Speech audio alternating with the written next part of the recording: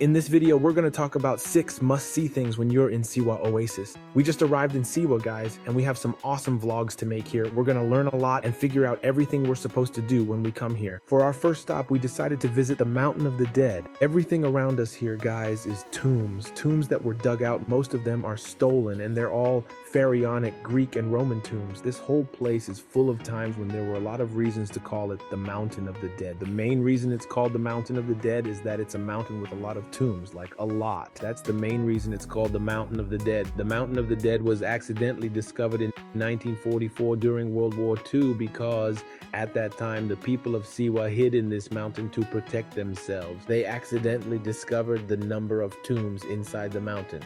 You will see the remains of these tombs everywhere. There is only one tomb that remains in its original form and color, which is the tomb of Amun. The most important thing when you come here is to go inside and see this tomb with all its preserved colors. Seriously, the view inside is incredible. After you finish looking at the tomb down here, you can go up the mountain and enjoy the view of all Siwa. Let's go up and see what the view looks like. As we saw, guys, the view from up there is incredible. We can see the entire oasis and the palm trees. It's indescribable. Now let's move on to the second place we'll visit in Siwa. Stick with us. We've arrived at the second spot, which is the Shali Fortress. The Shali Fortress is one of the most famous archaeological sites in Siwa. Literally, no one visits Siwa without seeing it. Even if you don't go inside, you'll still see it from the town. The Shali Fortress is also known as the ancient Shali Fortress. This fortress was built with eco-friendly materials from the mountainous rocks of the oasis and kershef. You'll hear kershef a lot here, which is a mixture of salt and clay. It's made in a specific way that the people in Siwa know how to do it. The locals lived in this fortress for many years and used it as a stronghold to protect themselves from invaders. That's why it was called the ancient Shali Fortress. But as the population grew,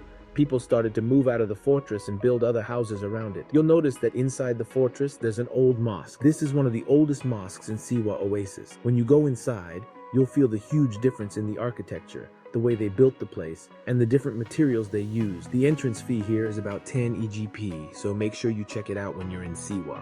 Don't miss visiting this place, which was the Shali Castle. Let's go to place number. The third thing we're going to talk about is Cleopatra's Well, which is literally one of the places that you will pass by when you're here. The things you can do at Cleopatra's Well are to go down to the well and try the water. Honestly, people have different opinions about the well. Some love it and some don't. The water can sometimes be warm and sometimes be boiling. But there's a place I'll tell you about at the end of the video that almost no one knows about, and it's a place you shouldn't miss. After dipping in Cleopatra's Well, you'll find many restaurants around, and the unique thing here is that they cook the food underground. So we'll find the chicken cooked underground for around 2 hours. All the cafes around Cleopatra's Well start preparing for dinner time in the evening, and there are lights around the well. Now let's go see the chicken after it's cooked. We saw it going into the ground, and now we'll see it coming out, all cooked and ready. Check out the taste of dinner at Cleopatra's Well. It's so delicious. They start digging to get the chicken that was put underground, and the view is honestly amazing when it comes out. Then we prepare the food and sit down to eat in front of the well, and the lights really make it look beautiful. The next day we're in Siwa. Good morning, everyone. As you can see, there's a bunch of palm trees all around us, and the view is honestly amazing. Shali Castle is right there, and we're pretty much in the city center now with Shali Palace here and all the markets around us. Honestly, I didn't come down to buy anything specific. I just need to go to this pharmacy because I'm feeling a bit sick and need to get some painkillers to be able to continue the vlog. Then I'll rest for a bit because we have a long and difficult adventure today, the Siwa Safari. The fourth thing we'll talk about, and one of the coolest things, is the Great Sand Sea Safari in Siwa. It's honestly the best safari you can do in Egypt.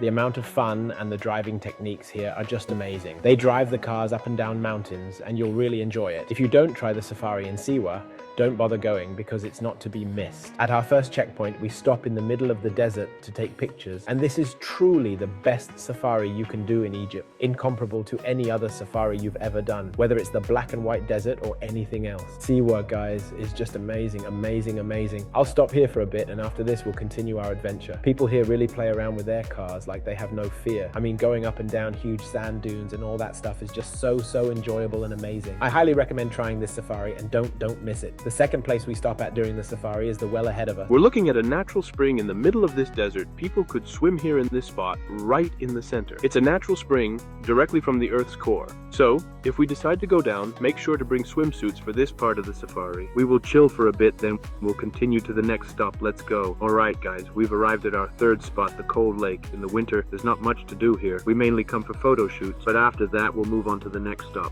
In the summer though, this spot is incredibly cool.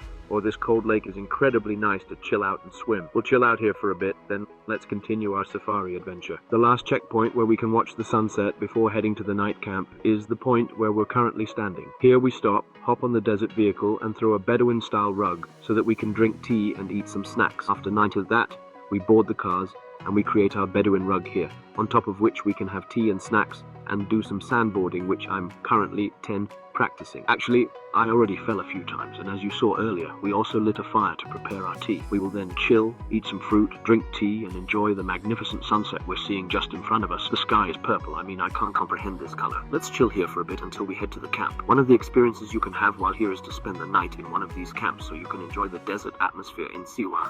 Under the beautiful moon we are looking at, and the stunning sky. You can bring your own tent or stay in one of the available ones here. Honestly, it's an unforgettable experience to spend a night in this place, one that shouldn't be missed. Right now, we are gathered around the bonfire. We'll chill for a bit, then have dinner. Let me give you a briefing on what we have for dinner in this type of camp. They prepare our meal in the same way we discussed in Cleopatra's Spring. They slowly roast chicken underground for a long period. The taste comes out really amazing. After eating, we enjoy the beautiful sky in the desert. The next day, we head for another adventure to Salt Lakes. These lakes are truly all over Siwa. They are all turquoise colored in an unnatural way. There's a lake there, and another here, and over there, and here. There are literally lakes everywhere. The view of the water and the whole experience here is hugely different from anything else. The idea that you could be floating in water this salty, and that the water simply lifts you up, makes swimming here entirely different. However, we should always avoid getting this water in our eyes as it really burns a lot. There's no entrance fee here.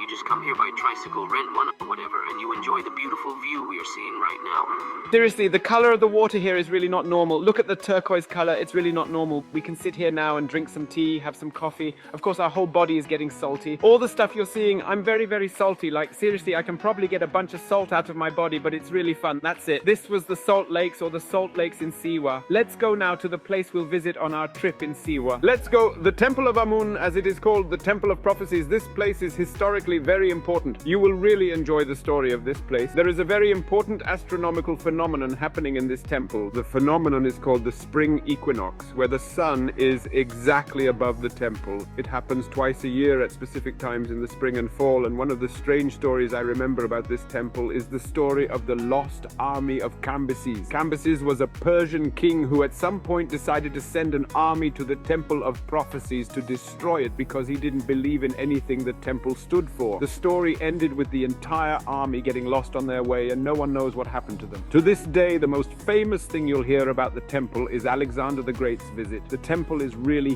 huge from the inside, and there are many stories in this place. The last place we'll talk about in this video is Fatnas Island. People come to this island for one reason only, and that is to watch the sunset from here. Let's see how the view looks like and what the seating area looks like. Let's go. People are literally coming from everywhere just to watch the sunset. They're sitting on the boats in the water there and enjoying the amazing view. And as the sun sets over there, there are some entrance fees when we enter the island.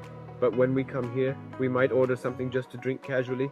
Don't overdo it. That's it for our video. Those were 6 things you shouldn't miss when you come to Siwa. Don't forget to subscribe and like the video. See you next Saturday at 2 p.m. Bye-bye. The secret place I was going to tell you about is the spring that you're watching right now. It's located in a camp there called Camp Maza. The spring here is really warm and the water is very clean and beautiful. You will enjoy it a lot. Don't forget to like the video and subscribe to the channel, and most importantly, turn on the bell notification so you don't miss any videos. That's it. We'll see you next Saturday at 2 p.m. Bye-bye.